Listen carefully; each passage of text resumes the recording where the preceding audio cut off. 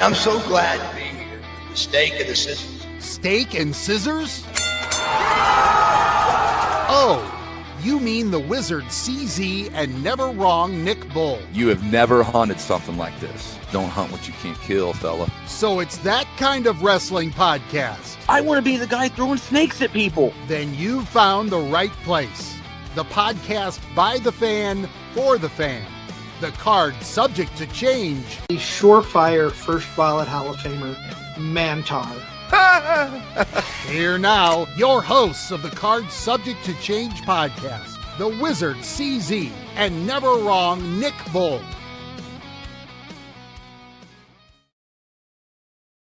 Hello, one and all, and welcome back to another exciting episode of the Card Subject to Change podcast, the podcast by the fan, for the fan. Of course, we are coming to you live and in living color, Daddy-O, from the Atomic Sports Cards and Collectibles Studios. And we are powered by Lopez Pizza, pizza by the slice or pie, New York style in downtown Davenport. Welcome to the show, episode 250. How did we get here? I don't know, but I'm glad that we're here. There's no going back. There's only going forward, as they say, right? I am your host, never wrong, Nick Bull. I'm so happy that you're here. So happy to join us. We got a good one today, and I'm excited about today. We were just chatting in the green room before show and forgot that, oh, crap, we probably should go start the show. So it's going to be a good chat with our guest here tonight. More about him in just a moment. Episode 250. None of that would be possible without my tag team partner. He is one half of this team and kind of the wheels of the machine behind the curtain that you don't see. So he is the one, he is the only, he is the Wizard CZ. Wiz, how you doing, man? Happy 250. Happy 250. When we started this back in July, August of 2022, did you think we would hit 250 episodes? No, not really. No. I kind of thought, oh, this will be fun. We'll just do this maybe once a week or once a month, maybe, type of deal. No, did not see 250 episodes in the future. Me either, and nor did I see 4 years, which we're coming up on in just a couple of months. Yeah, it's weird. It's really weird to think about, but it's gone fast, and it always does when you're talking wrestling. And yes, yeah, that's what we do here. Just a little time out of your week to talk wrestling and nothing else but. Shout out to our good buddy Clint Dye, who's watching. I'm sure he's as excited as we are for our guest, which let's get to it. Well, hey, if Clint Dye is somewhere, it's a big deal. Yes. If I walk into a wrestling show and I see Clint Dye in any assortment of the Dye 5 there running around, I know because some of them do shoot video for the oldest boy or the two oldest boys, whatever. When Clint Dye's there, it's a big deal. Well, this isn't a wrestling show where you sit and watch wrestling. We sit and talk wrestling, and Clint Dye is here. So it is a big deal. It's Card Subject to Change, episode 250. I'm never on Nick Bull. He's the Wizard CZ, and you tell him why it's even a bigger deal, CZ. Well, we have, like the name of the episode says, we've got a little bit of an ace up our sleeve this week. This gentleman we have known for a number of years. You can catch him ring announcing all across the Iowa and Minnesota area in APW, CEW, Madhouse Wrestling. He has a number of hats that he wears for Madhouse. He's also the general manager of Central Empire. But without further ado, let's welcome into the studio our good friend, Mr. Big Ace. Ace, how are you today, sir? Ace! Hi, guys. What's going on? Hello. Thanks for having me. Absolutely. Oh, we're glad to have you here, man. We just like when I was talking about going to a big show, you see Clint Dye. When you see you guys there from the 2 Count podcast, I'm talking about, the ones that really know you and JR and then, Top Shelf. It's always fun to see you guys, and it's always great to interact, and it's always like just friends of wrestling in another state that we get to see. It's, it's like seeing family at a family reunion. Oh, dude, this is the greatest brotherhood and sisterhood, family, like you said, thing. Like the world of wrestling is such a crazy place, and it's so fun that we're all a part of it. And where I've gone in the world of wrestling is strictly because of the friendships. Like if the friendships weren't there, the career aspect of it wouldn't be there. It's because of the friendships that I had and made and fostered that eventually led to opportunities. So it's crazy. It's crazy. And you said, known you guys for a few years. You got Clinton there who, man, I'll tell you what, Clint makes me look good. And Clint talks me up very well. I owe him a lot. I'll pay you later for that, Clint, with how he credits me as one of the best in the Midwest, because I don't buy my own hype, boys. I never will, never have. And then Zach in there, too. Zach is one of those guys that was a day one friend in Iowa with Shotgun Radio. Zach Squared is what we called him back in the day when they were both running. And again, those are some of those early relationships that have now led to me being in a show. You know what we call Zach? CZ. It's like CZ does a show with him, so it's a co-host of CZ. We call him the Undertakers. Yes. I don't know if he likes it or not, but I don't know. I just like how that sounds. But he'll love it. He loves it. Talk about these friendships you've made, these people you've met in wrestling in just 1 minute. But every time we have a first-time guest in the studio, Ace, I ask him the same question. I'm going to ask you as well. Why pro wrestling? What was it for you? That popped something in your head and kept you coming back. What was it about pro wrestling? Oh, it's crazy. So I was born in Manhattan. My family came from New York. I was born in the city. We moved when I was 3. When we moved, we had things, we lived in Brooklyn, whatever. So when we moved here, we had the black cable box, as they were called back in the day, where you just got everything. So right off the bat, I have there's a picture of it where it's my grandpa, my dad, and me, and we're all on the carpet on the living room floor like this, and we're all watching. It had to have been WrestleMania 2 or 3. I think 2. I think my earliest memory is the Piper Mr. T boxing match that they did at WrestleMania 2. Okay. And then you fast forward, that's probably 5 years old, whatever. You fast forward, and I'm like 8, 9, I don't know. It had to have been the late 80s, early 90s. AWA was still running in Rochester. My sister had a coworker that her boyfriend at the time was like security whenever they came. So he would give her tickets to give to my sister. She'd take me. And my first live experience is watching Sergeant Slaughter. He wasn't yet Yokozuna and yet in WWF, but whatever he was going by at AWA at that time. Coquina Maximus. There you go. That's what it was. Larry Zbyszko, which was probably the first one that really hooked me when I was in there as a little kid. For some reason, Larry Zbyszko just talking shit. Sorry, I don't know if we can swear. Those were the things that WrestleMania with the black box, then that, and then it just turned into, we got to go to those shows whenever they came. It wasn't a lot because it kind of pittered out after a while, obviously. And then watched every WWF pay-per-view that was on. And then you hit that Attitude Era, and it was just, you were hooked. And it's been a part of my life forever. I went into broadcasting, and that led to friendships to where other radio people were wrestling fans, and we started podcasts. I've been involved in a few, but wrestling's always been around. It's the part of actually working in it that was never a part of the plan. Which, speaking of, what brought you into doing what you do and being the voice of so many promotions around the Midwest here? So like I said, I went to school for broadcasting, right? When I was graduating high school, I had no idea what I wanted to do. School wasn't also my best thing in the world. I just wasn't a great student. I don't know. I had a uncle that did radio when I was younger. I had a family friend that was interning at a radio station and did some TV. I interned my senior year in high school with a TV station in town. So I knew broadcasting was going to be all right. Even though, guys, you would have met me in high school, and I was until my senior year, I was the guy that didn't talk, didn't want to be in front of a crowd, stayed to my little group of friends, and that was it. I broke out of that my senior year, but even then, it wasn't now. So completely just 360, and then it was TV's Politico. I saw that when I was an intern in high school at the local TV station, and just how they were cutthroat on each other just to get more TV time, and I was like, well, I don't want to do that. That's shitty. So radio it was. Got over my fear of having to be in front of people. Did that at a Modest Yahoo concert, actually interning for a radio station because they made me in front of a sold out club. But doing radio, and just so broadcasting is really what it did, because I ended up moving back to my hometown after school, worked at the local radio station, ended up working with like a high school buddy's, his dad opened a bar, so I was doing all the DJing, ended up doing like mobile wedding DJing, and like while I'm doing all this, again, I'm a big wrestling fan, right?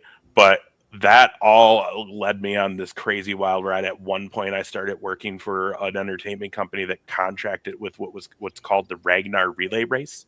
It's like the Reebok, right? You guys may have heard of it. It's like a 280-mile race, ran over 2 days in teams of 12s, and like someone's continuously running 20 like every hour till from start to finish. And I would either be at the start line or at the midpoint on the first day on the mic playing tunes and hyping everybody up as they come into those points, or the last day we're at the finish line helping with the timing, and then also on the mic hyping the crowd and bringing them in and playing music. So I was traveling. Like I got to go to Hawaii, I got to go to London, I went all over the United States doing this, and then just odd MC hosting jobs. Again, the radio background led to a lot of that, and it just all spiraled into, I want to say, coming out of the pandemic when IPW started running shows. I've had a relationship with them just because of the Hall of Fame weekend in Waterloo, where, again, everything for me really kicked off for wrestling as far as how I ended up getting involved. And he had hit me, and oddly enough, Zach, to come down and do some commentary, because they just didn't have a commentary team. The people who were doing it weren't coming back when they were starting to do live shows again. So that led to us going down there and doing that. I ended up starting to help like do the videoing of the shows, all this stuff. But during this whole time, I'm sorry, long-winded, guys. I became really close with Wes Briscoe. We became that's now family for me. It's crazy that's a statement I'm saying. The Briscoe family is family to me, but they very much are. And at that time, when me and Wes really started hitting off, he was tag team champions in IPW with Malice. So we were hanging out with Malice. So Malice and I became pretty good buddies, and just kept our friendship going over the years. And when him and Luke Raven decided to start Madhouse, he hit me up maybe 2 weeks before the show, which I still laugh at, because I'm like, did you know you were going to ask me the whole time? Because if so, why'd you wait till 2 weeks before the show, you jerk? And he finally hit me up, and he's like, hey man, we want you to announce, can you do it? And I was like, yes. And then at that time, though, I had been doing some commentary for IPW, which then led into doing commentary for APW. And guys, I'm just not a commentary guy. I'm gonna be real honest with you boys. I can do it because I have broadcasting chops, but I'm not in love with it. I'm not a play-by-play guy, which I was forced to do for both. And so it was like, it wasn't what I was good at, but I've always known I'm a great host. I'm a great MC, doing the Ragnar stuff, doing events for the radio stations, getting on concert stages, and doing all that. I had a real knack for that. So I knew if I ever had the opportunity, I'd be able to do it. It just took forever for it to happen. But here we are, like, I think this is the 4 or 5 years of Madhouse now. That's crazy. And you're in the right place. We're Nick chatting and I, live here with Ace. Oh, what was that, CZ? Nope. I'm just saying that he's in the right place. You're in the right place, Ace. Nick and I actually met at a local TV station where we were working. Nice. So we both have broadcasting backgrounds. I didn't go to school for it, but I kind of was legacied in by my family. My grandfather was a sports broadcaster. My mom worked in the traffic department. So Nice. We both have similar backgrounds as far as the broadcast side of things. And Nick actually went to school for it. So, but yeah, that's great. I love it. And I'll let Nick. No, I was just going to say, we're listening. We're here talking with Ace. It's the Card Subject to Change podcast, the podcast by the fan for the fan. Of course, we are coming to you live from the Atomic Sports Cards and Collectible Studios, and we are powered by Lopez Pizza, pizza by the slice or pie, downtown Davenport. I want to talk about how you became close, became tight with Wes Briscoe, and that friendship develops into a podcast. Yeah. Dude, honestly, came out of nowhere. It really, like, we were buds. So here's the thing, like, Wes was always someone that, like, he wasn't huge on interviews. Wes is kind of just a different cat. He's his own dude. He's a little bit of a different mold than the majority of what you would see in locker rooms. So he's also been through it. He's had a lot of shit go down in his life over the last, 30, 40 years, just like all of us, but like he's been through it too. So like it was really hard to get him to do an interview, right? He just, we were a podcast at Hall of Fame weekend in Waterloo, like trying to interview anyone and everyone. Back then we were even like, hey, can we get media pads? Like now it's like, I'm just going to show up. But I'm not, by the way. We're running sound this year for Hall of Fame. So if you see me there, I didn't just show up. I'm going to check your pass because I'll be there. Same here. We're going to have fun. It's going to be a good weekend, boys. But what we wanted to get Wes on. This is not long after Aces and Eights and all that ended that he's down there. And he just was like, so funny. If we do the interview in the hot tub of the hotel pool and we have some beers, I'll do the interview. But we have to be in the hot tub. Well, we had like a portable little handheld recording that we had that had like 2 XLRs on the bottom that we could plug into. So we were like, yeah, that's not hard. So we ended up in the hot tub. It's me, my former co-host, Wes Briscoe, and then there's like a family there, which we included into this because they were there for Hall of Fame weekend. And we just had this really freaking funny kayfabe interview where we're like, back then we weren't doing video. That wasn't a big thing yet with podcasts. It was all audio then. So where, Wes is like, we got like girls all over us right now in the hot tub. And we were just drinking, having a great time. And really it was just like the 3 of us and this family. But it was great. And ever since then it was like, cool, we're buddies. And then we just realized him and I had a lot more in common and we're into a lot of things and just related. So just kind of over the years that picked up. And then 1 year it was a pretty hard year. I had just lost my brother the month before. We went down there. Him and I were having a lot of heart to hearts. And then like mid weekend he was just like, oh yeah, hey, by the way, we're gonna do a podcast. You're my co-host. We're gonna interview Malice. And that was the start of it. Like literally we just started recording stuff. I think it was like Malice, Brian Cage, and someone else were like the very first interviews we did that weekend that we invented, and then it just went. That was how it happened. And then we went hard, and then obviously things happened with Wes and his personal life that it eventually just had to take a pause. And someday it might come back. How long? I was actually just with him. And we were talking about it. He was actually up here in Minnesota with Jerry at a show. So, how long were you two doing your thing together? Gosh, it had to been like 2-3 years, maybe more. And I'll tell you what, we had some dynamite interviews. Like the thing is with Wes is he truly was loved in all the locker rooms he was in, and I saw that. When Beth Phoenix got inducted at Hall of Fame weekend in Waterloo, like he was like, hey, let's have her on our live show there. And he was like, she knows me. Like we were rehabbing together down in Florida.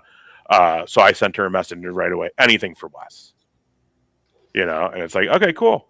Cool. And just the people that we've had on, dude, because of him, like I've gotten to interview Dr. Tom Pritchard. We've had Heath Slater. We've had Chavo Guerrero. We've interviewed, Brian Cage again. I know I'm missing a crap ton of names right now, but it has some pretty good ones.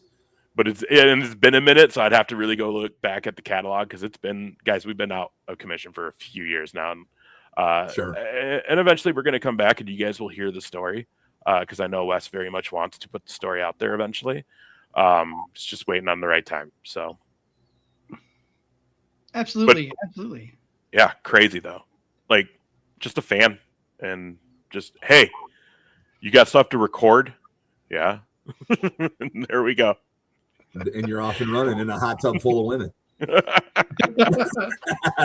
than a hot tub full of pizza rolls, that's for damn sure. Yeah, for real. Ace, talk about how the 2 count came about. So it's funny, just like you guys, man. Like I said, like, right? Doesn't broadcast have a little bit of something to do with it? And especially for us on this wrestling broadcast side of things, like we all have a little history there, right? John Russell, JR, was a coworker at the radio station. The funny thing is, he wasn't the guy that there was another dude that worked there that him and I had the show for like 3 years. It was PBI Wrestling Guys. We had a huge falling out. That show had then I put the kibosh on that show, but we had a strong 3 years where we were really starting to pick up heat. Unfortunately, it just didn't work out. But JR and I have been friends forever. And I knew doing that is when it was like, oh, he's a wrestling fan. Awesome. And then we bonded even more over that. But it wasn't until lockdown when he was a stand-up comedian. There was no shows. He had to figure out stuff to do. So he was trying to drum up money online by doing just live streams and stuff. So he started doing like all these different like live streams and doing like this one podcast that was doing just live streams. And then he was just like, hey, man, I want to do a wrestling thing with you. I want to do, and his whole thing was he was doing this. He didn't do it. Maybe twice he did it. This character called the Masked Comedian X, where it was a big lucha mask with an X, and he would wear it and do stand-up comedy. So that was the podcast. We were going to be the Masked Comedian X cast. He was the host, and I was his co-host. The issue that we ran into, I was telling CZ this before we went live. The issue we ran into is the lucha mask JR had was unfortunately a little too small. And JR, you guys have met, is a giant. Yes. So like it was like the blood was getting cut off to his head halfway through the show. Like when we ended, he immediately was like ripping it off. He was beat red and just like, because it was just so small because he's got a giant ass head. So we were like, okay, we need to rebrand and we need to ditch the masked comedian thing. Like it's not feasible, but came up with the 2 count. We were about to go on the Jericho cruise. JR was going to come. This is right before like things really got bad, I think, with the lockdown. Oh no, I'm sorry. It wasn't. We were going to go on the cruise. Wedding in the family came up. I had to cancel. JR canceled. So kind of on us. But anyways, we were trying to go cruise heavy because we were leading into the cruise. So we were having people on. We had Brad Williams, who is a stand-up comedian. He's always on the Jericho cruise. He books the comedians for it. Now we got Brad to agree to come on the show. And so that was the thing. It was like, when we do that episode, we rebrand. We're going to be the 2 count. We're going to start fresh. We got a big guest to start the whole thing off. And then we launched, and Brad Williams no-showed. Oh, no. We sat there for like 20 minutes live, like, yeah, we think he's coming. We think he's coming. He doesn't show. We just keep going. We do our show. And we're just like, well, we swear we weren't lying, everybody. Maybe we'll try it again. Welcome to the 2 count. We head out. Brad hits me up and is like, I am so sorry. I had agreed to like 2 other podcasts and I just mixed up dates. That is my bad. I will be there next week. We do it next week. We're advertising again. And like 2 minutes before we're going to go live, he's not there. And we're just like, are we gonna have to like confront this dude on a boat and be like, that was not cool? Which probably wouldn't even done that. But and then like right when Jerry's about to hit the live button, all of a sudden Brad popped in and it was like, hey, and we were like, oh my god, he's here, thank god. And then it was off and running, and we would bring guests on somewhere in the middle while JR was working with this other like radio show that had like a whole like group of people that would come through as like regular characters and guests. Top Shelf Tom, or at the time was just Tom Chilstrom, was a part of that and also a stand-up in the city. So that's how those 2 got to know each other very well. And then he was like, hey, this guy is a wrestling fan. We should have him on one night. So we did. And then, yeah, I don't know. There was Tom got kicked off that show. I just laughed. Tom got kicked off that show. It was a good thing though. Like that whole show, I think, is disbanded. The main guy who hosted it turned out to be like a fucking creeper or some shit. So it's all good that Tom got kicked off that show. But so he had nowhere to go. So we kind of took him in like he was a little stray puppy. and made him a regular part of the show. And then he became an That asshole should at be his Top new Shelf. gimmick, not Top Shelf, but the stray puppy, Tom Chilstrom. He'd get way more sympathy. He came I in agree. 2 months in, he had this gimmick where he was just better than us, and we're like, bro, you got fired off your last show. Like, we would always remind him that. I mean, instead of doing this, he should just sit there like a sad face, like he's petting the puppy. Oh my gosh, you're not wrong. But that's how it all came to be. And Whitney, who I will say is still a part of the show loosely, because she kind of shows up when she wants, and we give her that because we do know when she comes by, she brings eyes. But honestly, she was just a longtime guest that like we had on multiple times. I like somehow found her online because she was like a wrestling and Cowboys fan. We like followed each other on like Twitter or something. Sure. And would comment on shit, and eventually was just like, you should come on this podcast. Which was the other podcast and didn't happen. And then like years later, hit her up again for this, and she did it. And then just made regular appearances to the point that we were like, should we just add her? Like, she adds a good element and she adds to it. And then on top of that, she curbs Tom every episode. Like when the character head is getting pretty big, she's the one that'll just kind of put her right back in check when he doesn't want to listen to me or JR. I want to see you guys bring Nick onto the podcast, because I know him and Tom have a little bit of heat going back and forth. You've just given Nick a little bit of fuel, I'm sure, for the next time we see him. So got to work it out so that Never Wrong is on the show at some point. You guys, we had an episode where this is 3, 4, 5 months ago where I came in late or something to the story. I don't know, but the whole thing was Tom was like working at a bar. He works at a bar in Twin Cities. He was like working trivia or something that night. And when he left, he was like chatting up some girl all night. And apparently they were like making out in the parking lot. Well, he's telling them this. And like Whitney just goes off. Like, what kind of fuck chick you getting with making out with you in a parking lot? God, that's gross, Tom. You're gross, Tom. Like, just wouldn't let it die. And then it turned into this whole ordeal where like now she wants to do a full dating show to find Tom a girl.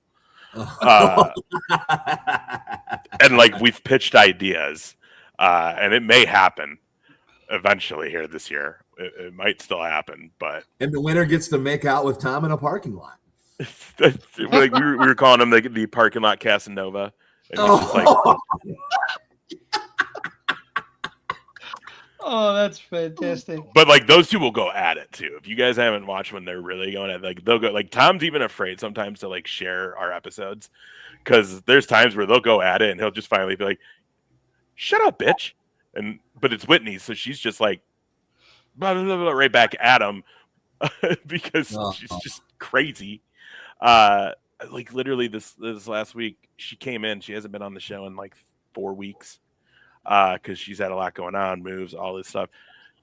She got on our chat on the show this week and from her Twitter, and we're like, we thought you died. Like, we haven't heard from you in like a month, but okay, cool. Like, what are you doing in our chat though? Like, and she's like, I'm driving in the car. I'm coming home from my yoga class. I have like a 45-minute drive. And we're like, okay, cool. And she kept just chatting. So I was like, if you just click the StreamYard link we sent you, like you can get on with your phone. She didn't know that. She thought she needed like an app and all that, and she didn't want to do it. So she does it. And she's got some girl in the car with her who's like in her mid-20s, and she's telling us the story about how like this girl and her family like don't leave their house. Their parents live in like Virginia, and they like don't let them leave the house. They like DoorDash groceries to the house, and it's like 17 to like 30-some-year-old is the range of these people that are afraid to leave their house. This one's the rebellious one because she DoorDashes secretly and goes to the gym. Like, I'm like, what are you? The people you meet in wrestling, right?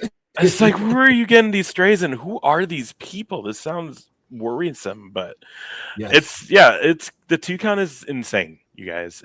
And Nick, I know CZ, you've been on it. I know you're gonna come back. We need to make it work. I need to. Find out. We're gonna get it's some days it just goes off the rails. It just goes off the rails. We don't know those anything are usually about the memorable shows, right? So Ace, I want to ask you here. You've done so much around the Midwest or in this area. Is there someone that you? Oh, I don't want to put this. Who's the coolest person you've ever announced to the ring? Let's start there. Okay, I'll give you a few because there's like different degrees to that, right? Like as a Okay. wrestling fan, there's obviously the names that like I got to see on TV, right? And like and was a fan, you know what I mean? So like doing Rhino and Heath Slater or doing the Vaudevillains, or it was a real special moment for me at Bridge City this last year when I got to bring Godfather to the ring. Because dude, I was down with the Godfather. Like, I love that guy. You know what I mean? Like those things. Shannon Moore, Wes. When Wes did a one-off show with a dude. I mean, it wasn't meant to be one-off, but it just ended up that way. But they did a show where they actually brought me down, and I rang announce one show down in Florida. And I mean, you had so many legends that were there just because Jerry was there hanging out. You know what I mean? And I didn't get to announce them, but it was just like they're watching me work though, and it's like, and that was the only time Jerry's ever seen me announce. So to have the end of that show, him come up and be like, "You're really good at this. Like, you killed that." Again, the teenager who used to watch the Attitude Era and was like, "You stooges," is now like, "Oh wow, man, that's crazy." And now I'm gonna just go hang out with your kid at his house the rest of the night. Thanks, Jerry. You know what I mean? Like, it's like, what is this world? So like, you know, those are really big names to me. But like, one, if he sees this, he's gonna be like, you're an idiot. But one, because when we did the first Madhouse show, Rochester, and this is one for like the indie scene for me, because I'm a Minnesota boy, so I've done a lot of Minnesota independents. So like, First Wrestling's a big one. Probably our top one, or one of my favorites. Love what Eric Cannon does. Love the locker room that he brings in. That's a solid roster. So like when we did the first Rochester show, because primarily before that, Madhouse was straight Iowa. You know what I mean? We weren't running here. It was because of me badgering for 2 years. Sorry, being like, please bring a show to my town. Please let us bring a show to my town. That they finally were like, find us a venue, and it worked. We found venue, we found sponsors, everything just clicked, and they sent me a message and were like, give us one Minnesota indie wrestler that you would like to have us book on this show, and we'll see what we can do. And right away I was like, Darren Corbin. Like, by far Darren Corbin. He's the best heel. Like, he's just, no matter what, and I've seen him face once too, which not a lot of people see him as a face, and every time he's the most entertaining person on the card. Matches, he puts on good matches. His just character, the way he plays with the crowd, because that's one of the biggest things too. Like, as an overall a well-rounded wrestler, it's not just your capabilities inside the ring. If you want to really be a star, you have to connect with an audience, whether you're getting them to hate you or love you. You have to have that aspect. In the indie scene we see today, I think there are people who forget that. There are kids now that it's really just about what they can do in the ring. And while that's awesome and it may look great in a highlight reel, are you connecting with the crowd that paid to be there on a deeper level other than just that was a cool flip? Like, are you getting them invested in this match from when that bell rang till that 3 count's done? Because that's a big part of this too. It's just not the moves. And Darren has that in spades. If you've ever seen Darren Corbin, it's funny now because we're friends now. This has all led to him becoming a friend of mine now because we've worked so much together. And it's just like, I think he gets annoyed with me now because I'm just like, dude, you're the best. Every time we're together, like after every show we do, when we do a show together, I'm like, you're the best. But it's like, that's someone who's 20 plus years in, and he maybe never made it on TV or got a contract like that. But any show he's on, people talk about him after.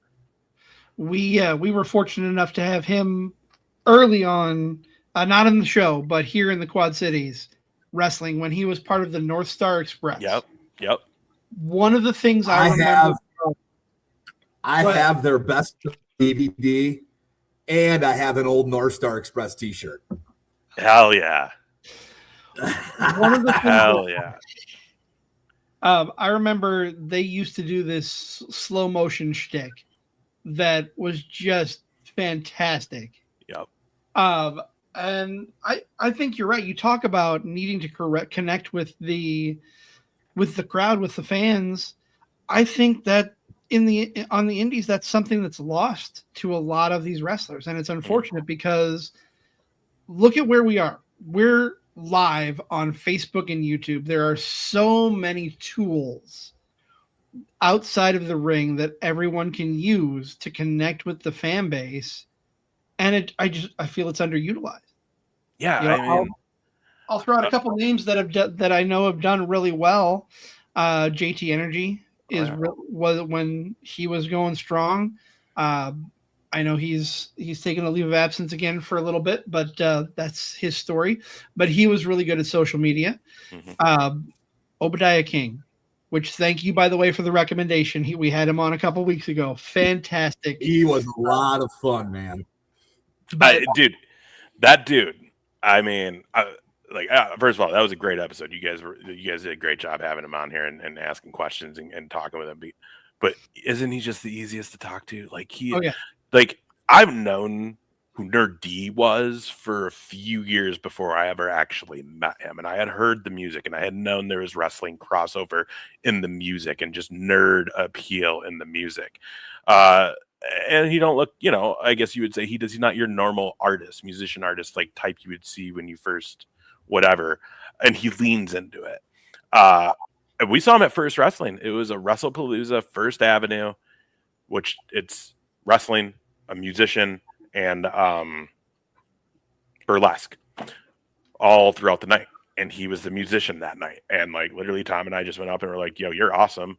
You should come on our podcast. And yeah, Tuesdays, let's go. And then that's another one that we kept bringing him on. We would involve him when it was like one of the big four. We'd get his picks or have him hop on for 10 minutes, just give his picks. And like, we just fostered that friendship with them. We would go to his shows. We would support him. Cause also if you've never heard Obadiah Nerd D, the same guy, but Nerd D is the musician. If you've not heard the music, everybody, phenomenal. Go listen to his. He's an amazing musician, hip hop artist, singer, whatever you want to call it. His band's fun. It's amazing. And like that's just another friendship that happened off of being wrestling fans and doing a podcast that I had known he was trying to get into. Like he said, he's like, yeah, my wife said this is the year that I can actually do it. I can go train. And he had been trying to get in with a school up in the cities. For whatever reason, that individual who runs that school, I'm not going to name names, but would not communicate, just would not. And Nerdy's, Obadiah said that. He's like, hey, I've tried so many times to reach out and they're just not responding. So I get it. I got the message. And like right around that time, we started the Madhouse Foundation with Madhouse and Clay Cooper being our head instructor, who was just on the GCW card tonight in Des Moines. So shout out to him. And he had a phenomenal match last night at APW with us. So that's another kid who been a sleeper in the state of Iowa for a while, and now people are seeing it, and it's amazing to see. And he's a phenomenal trainer, and you see that with Obadiah. And I remember shooting her DM message like, "Hey man, you heard Madhouse is opening a school?" And he was like, "Yeah, I've seen that." And I was like, "You thinking about it?" And he's like, "Yeah, kind of." And I was like, "You should do it." And he was just like, "Yeah, I think I might." And like that was it. And later on, he even said, he was like, "Hey, thanks for letting me know about that." But again, for him, if he didn't do the 2 count, we didn't become connected. He may have not heard when that would have happened. Like, it's so crazy how full circle this comes in, and just how us doing all these crazy cool things together just build these friendships that become like big moments. You know what I mean? Oh, absolutely. And you talk about big moments and all these cool things that you've gotten to do, that we've gotten to do. I would feel bad if we didn't talk about Convergence last year, because you were part of that for briefly. I know you had a lot going on that day, but the fact that we could bring so many of these wrestling companies together in the Midwest, 3 great podcasts together for one day, that was just the coolest experience, and I can't wait to do it again. Oh man. Well, I mean, thank you guys for being there. And which is great, because that snowballed into what was a wonderful time. And again, I had to miss a good chunk of it because I was way more involved this last year. But Bridge City, which fingers crossed we're going to do something similar again if you boys are there. We're going to do something at Bridge City because we're going to always take those moments to do that because again those are those memories that we remember. You know what I mean? And Convergence was awesome. I'm so glad you guys did what you did. And it's just, I was with Ryan last night. He was running production with me at APW. I love that kid. You know, he's a Dallas Cowboy fan. I'm a Cowboy fan. There's like 5 of us in the Midwest Wrestling, in Iowa specific, that we're Cowboys fans. And we have a chat that is just us for Dallas Cowboys. And he's in that. And like, I love that kid dearly. And I mean, that's just something you can never imagine going through. You know what I mean? What he and his family had to go through. So the least we could do is do something. And I mean, and that was just a great night for pro wrestling. It was a great night for him and his family. And it was a great night for the state of Iowa, I think, as far as the pro wrestling scene, what you saw come together. So, yeah, I hope it happens again. I don't know if it will, but I hope it happens again. I don't see nothing on the schedules yet right now, but you never know. But that's what's great about that wrestling community too, guys, is like we have each other's back. Yep.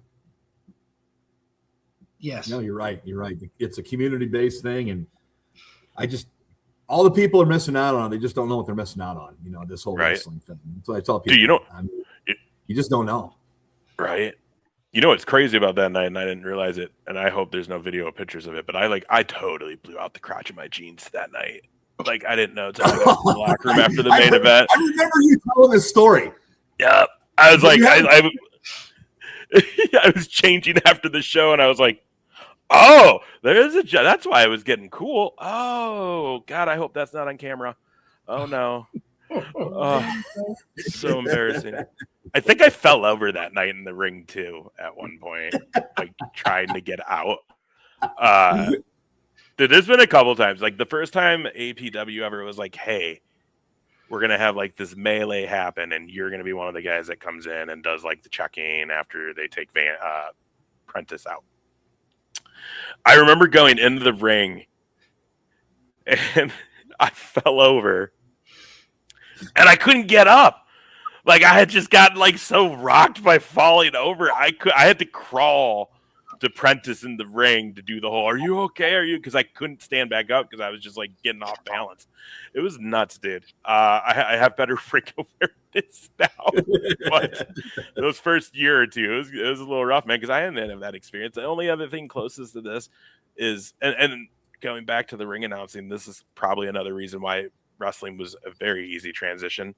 I had done boxing. I had done MMA in Rochester. I've done Minnesota pro boxing. I had done those things. So ring announcing wasn't new, but being in a wrestling ring was new. Like the boxing rings, that's different. They're easier to get in and out of. Obviously, an octagon or cage or whatever is easy to go in and out. But yeah, the 3 ropes when you're 5'6" and 260.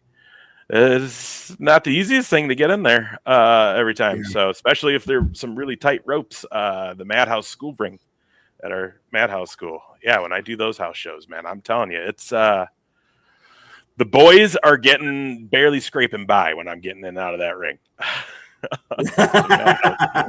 So it's real. If that rope slips from my hand too quick, I'm in trouble. So well, I'll tell you guys one other thing because I think you guys would find this interesting too. But like, I had tried previously to get into wrestling as a ring announcer. I have an old friend, and I don't know if you guys know who he is. You might know, though. His name was Dale Gagne. He's still around. I don't know where he's at, but he's an old time like Minnesota. So his thing was he was still promoting AWA at one time, and WWE was like, "Hey, man, you don't own that stuff." And he's not a real Gagne. Like, that's a kayfabe name. But he really did run, and like he was one of the first people to ever book Punk and like Colt when they were working out of Chicago and like coming up in the Midwest up here. So like he did a show in Rochester, and like one of my cool moments in wrestling history ever is I got to smoke a cigarette with Larry Zbyszko and Nick Bockwinkel and watch Dale fire the Honky Tonk Man and then Honky Tonk Man throw his bag in his trunk and skid out of our fairgrounds because he was being a dick to me and the other radio DJ, and then the main sponsor, he like told his grandson he wouldn't sign the autograph for him. And like literally I'm just smoking a cigarette with Larry Zbyszko and Nick Bowwinkle, which again, remind you guys, Larry was the first guy to hook me into live show. Just surreal. But anyways, how random is that? It's so random. Zbyszko, Bockwinkel, you're smoking a cigarette and watching Honky Tonk Man get fired. Oh, dude, so random. That's awesome. Bob Winkle's like, you should buy my book. I'm like, yes, sir. Like, you know what I mean? You're the greatest, of course. But the Dale guy, like, I had tried forever to get him to let me do it. His other person that he really launched was Justin Roberts. Okay. He gave Justin like his start. And if you look at Justin Roberts' social media, even recently when AWA was here last, Dale was up there and they took a picture together and he posted it. When I'm working at the bar I worked at, we did some promotions with Dale. Well, we had our Christmas party, so it's closed to the public. It's a Sunday night. WW was just in town at our Civic Center. I went to the show and then I went to our Christmas party. Dale comes walking in 30 minutes later and he has Justin Roberts with him. And we're like, hey, we're closed. And I'm like, but you're cool because, and I know that our owner wasn't going to tell him to go because we do work with him. So I was like, you're cool, come in. And then he had Justin with him. And I'm like, I know who you are. So that spawned like a 3-hour conversation of just with those guys. And this will always be the one thing I kind of regret is those were my party days. So I didn't take a lot serious. Like at the end of that night, like Justin Roberts was like, here's my PO box. Like send me a tape. I just never did it.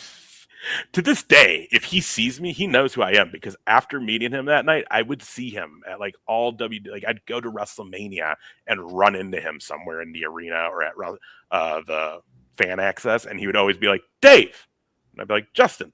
So it's just really crazy that like now I'm a ring announcer, but I maybe had a shot back then. Like he legit made me get on the mic. Still He's do. like, you still have that PO box, right? Dude, I'm sure that's not real anymore. Oh man, that's like almost 15, 20 years ago now. Right. And it's insane. But again, that's the crazy shit of just being a wrestling fan and just not being afraid to dive in it in any capacity at that time, podcasting and radio. That, God, I have just weird stories like that. And it all eventually led to being in the business. We are talking with Ace here of the 2 Count Podcast and many other things on the Card Subject to Change podcast, the podcast by the fan for the fan, powered by Low Pies Pizza and broadcasting from the Atomic Sports Cards and Collectibles digital studio. Thank you to both of our good sponsors. Ooh, Ace, hey, what's that? Can I ask you guys one thing? Because you were talking about the collectibles and stuff. Like, what's your guys' most prized piece? I see y'all got some stuff hanging up behind you, but like, what's the most prized piece of each of your collections? I don't really have any high dollar stuff. It doesn't have to be high dollar. Just in your eyes, though, what's the most prized? So that's really tough. I'll look here. There's so many cool things. Like, okay, I'll show you. I got this last weekend. Okay. I'm always curious because like I have a Rob Schamberger Undertaker print, limited edition print that both sides. I just knocked JT Energy off the wall. Sorry, JT. He'll be fine. He's a cat. He lands on his feet. I wish they still did. I wish they still did those prints. Those prints are awesome, aren't they? Yeah, they really are. Yeah, they are. So, about a little less than a year into the podcast, we got the opportunity to interview Buff Bagwell, Mick Foley at a local convention. Also got a couple things. I got a couple things signed, one for my sister, one for myself. Got a couple good pictures with Mick. So last weekend, I had him sign this. That's awesome. So this is my one-of-one autographed Mick Foley picture with me in it. So that's awesome. I have one of those with me, my brother who is passed, and Gabriel Iglesias because it was his favorite comic, and I got his meet and greet with him, and then talked Ray Mania with him that night. I was like, "Hey, I met you at Mania 29 in New York, and he was like, "What?" Da, da, da, da, da. He was doing Fandango with me in the hallway. And then he was telling his boys, "Hey, he was at Mania." Like, and then all the years later, and when I had him do that with me, my brother had already passed, so I was trying to tell him the story and just fucking lost it. He had to console me. I was like, "This is embarrassing." But like I was saying, I'm always curious because like I have that Rob Schamberger print, and while like most people would be like that's the most prized thing, and it's Undertaker, whatever. But like the most meaningful to me prize thing is literally just a signature in my encyclopedia of Bobby Heenan, and it's because I freaking loved Bobby Heenan. I said this 2 weeks ago on our podcast that it was the greatest and worst meet I've ever had with a wrestler in my life. And the reason why is it was the greatest because I know he's not even an in-ring talent. Like he's not a wrestler, but like he was my favorite. He just entertained me so much. But it was the worst because the throat cancer was so sad and he couldn't talk. So it was like I couldn't hear the best talker talk. And that's what I loved about him. So it was like heartbreaking but awesome at the same time. But that probably means the most to me. I've got Brett's book. I've met Brett, so I got the book signed by Brett. I've also got a picture of El Hijo del Vikingo. Nice. The first time that I met him, he was the AAA champion. So like, nice. He threw the AAA belt on my shoulder and then took the picture. And then the next time I met him, I had him sign that picture. So that I don't know. That's probably the one. That's awesome. All right, sorry, Stacey. I didn't mean to throw you out. No, you're good. I think a close second for me. A close second for me. We had this gentleman, Eric Hodson. I'm not sure his last name off the top of my head, but he designs these comic book covers for different wrestling moments. Okay. And Nick will tell you, anybody who knows me will tell you, I'm a big Scott Steiner homer. So, of course, I had to get the Steiner Math poster. And when he was at Bridge City a year or two ago, I had to have him sign that. Nice. So that's probably close second with the picture of Mick. That's awesome. So, Ace, you smoked a cigarette with Mick Bockwinkel and Larry Zbyszko. You got us beat. Yeah, dude, but it's but like none of again, all this is on accident, boys. So it could be in the cards for anyone. Like all this is just I said yes a bunch of times. Like you guys have been at Bridge City, like having Christy Hemme come up and be like during sound check and be like, "Oh my god, your voice fills this arena. Like it sounds so good." I'm like, okay, stop. Yeah, you're making me blush. Like, shut up, lady. But like, those are the things that like I don't process. Like even when Jerry was, and again, like Jerry, the Briscoe family are family, and even him a couple years ago when he was like telling me how good I did at that show in Florida, it was still like, I don't want to hear it. I don't want to hear it. Gross. But then, later you process it and it's just like, that's pretty cool. You know what I mean? That is pretty cool. Yeah. Yeah. Ace, being in the ring and who are the people you go out of your way to watch matches of today? Who are the people you like currently? I'm gonna be real honest with you guys. It's indie because I don't have time for TV right now. I sometimes catch some Raw. I don't have anything for AEW because I don't have any of that streaming. I don't have whatever SmackDown's on. I don't think. So like, really, it's like the indie scene. Obviously, right now because there's personal ties. I like seeing what Obadiah is doing with his career and going up. But again, Darren Corbin is a must for me. If Solomon Tupu, has a really good man, I want to watch it. Connor Hopkins is a phenomenal talent that's going on right now. We got him on our May 30th show here in Rochester with Badger Briggs, which has just been a hell of a feud that they've been taking around the Midwest right now and putting on just phenomenal matches. With Badger is another one that is just, they are a true talent. Why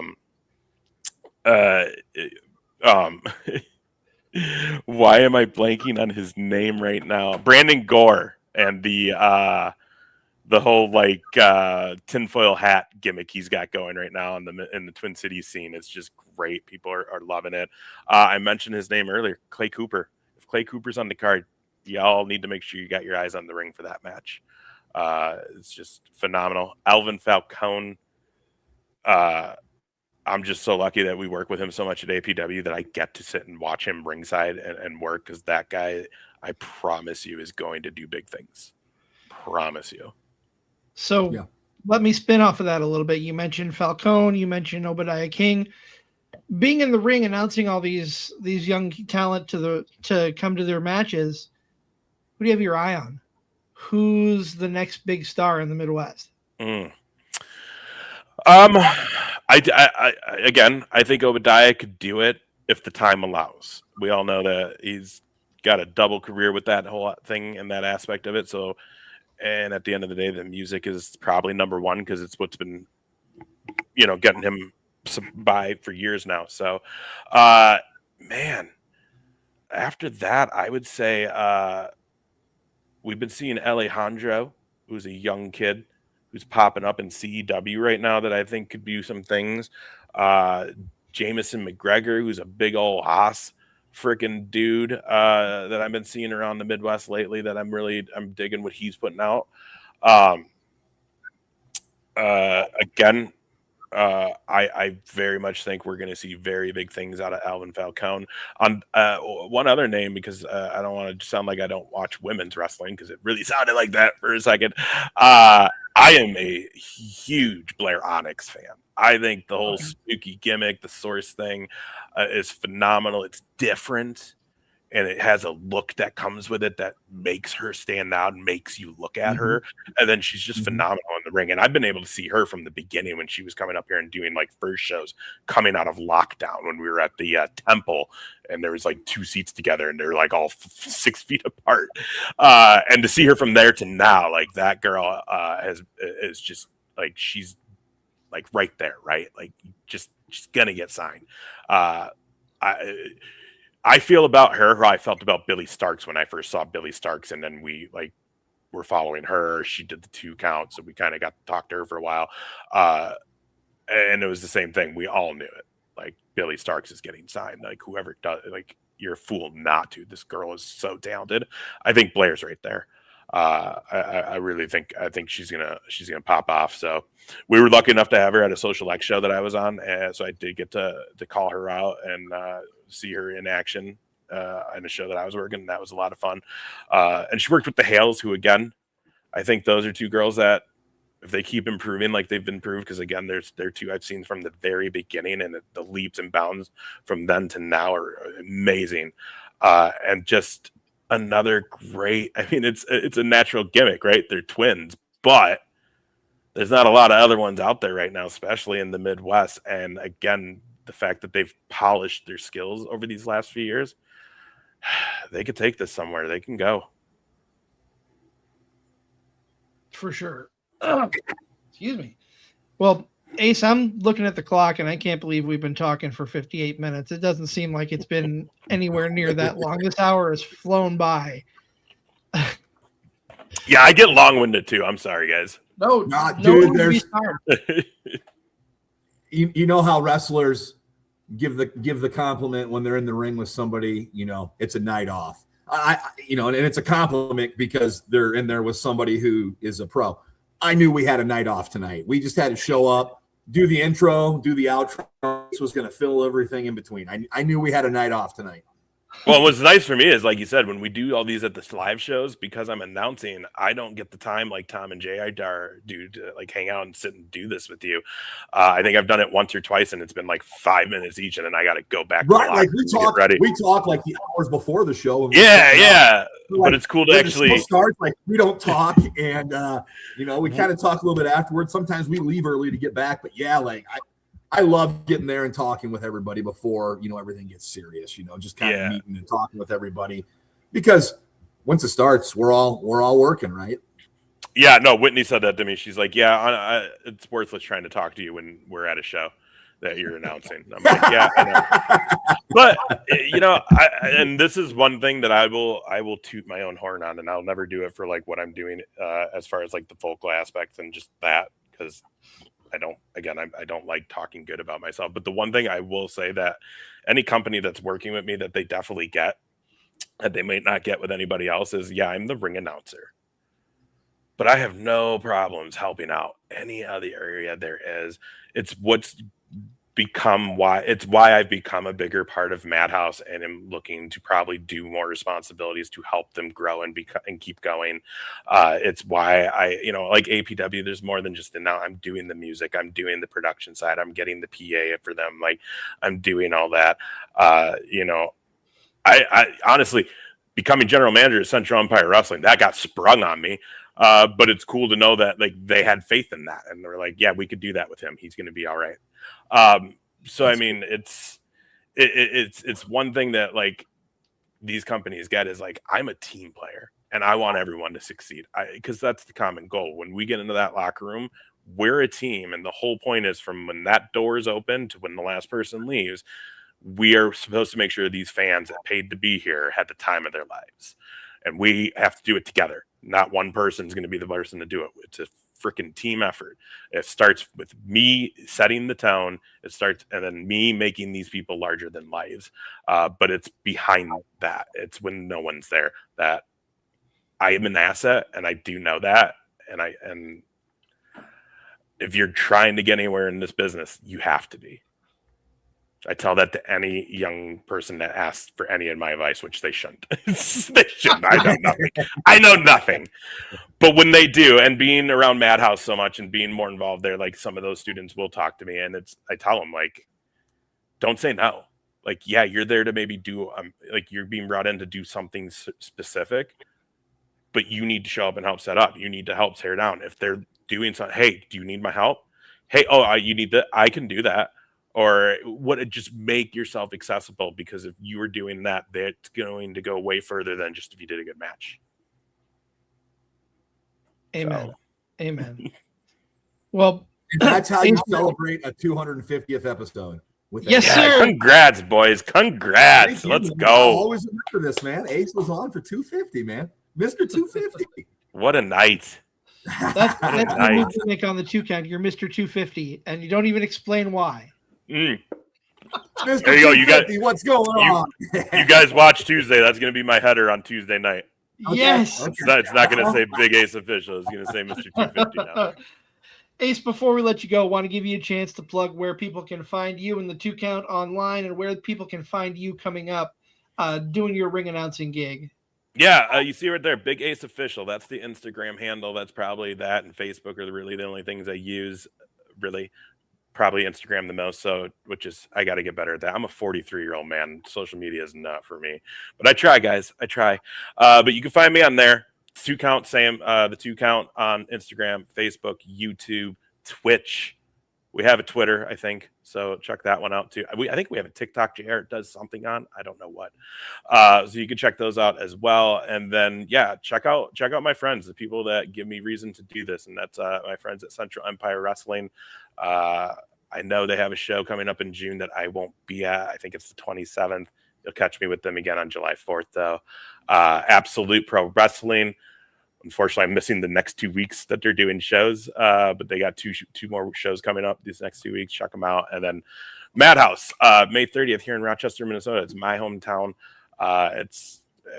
We have such a great venue and a great locker room that they're very special shows. And actually, I think it's November 15th. That is our end of the year. I guess you could say that's our season finale for the season for Madhouse. It's also going to be at that theater. There's a really big chance that it may be the end of our run at that venue.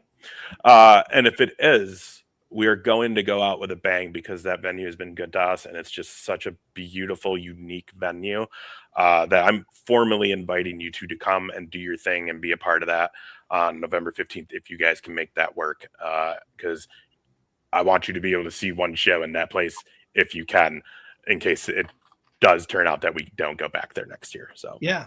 Well, I feel honored. I feel honored for the invite. We are very appreciative. We will do our damnedest to make sure we can try and be there. You guys check it out. You talk with me. We'll get you set up. We'll find you a place to stay. I'll send you to a good spot. We'll get you in there. You guys can do some show stuff in there while you're there too. With 2 Count sponsors it every time, but we don't do nothing. Like we do more. Like JR does the open. I'm doing the announcing. If Tom's there, he's just there. But no, you guys are invited. And we don't usually bring any podcast in, honestly. But no, again, there's a really good chance that it might unfortunately be one of our last times we get to run there. So we really want to make it a big deal. So sure. I would love for you guys to see that if it's in the cards for you.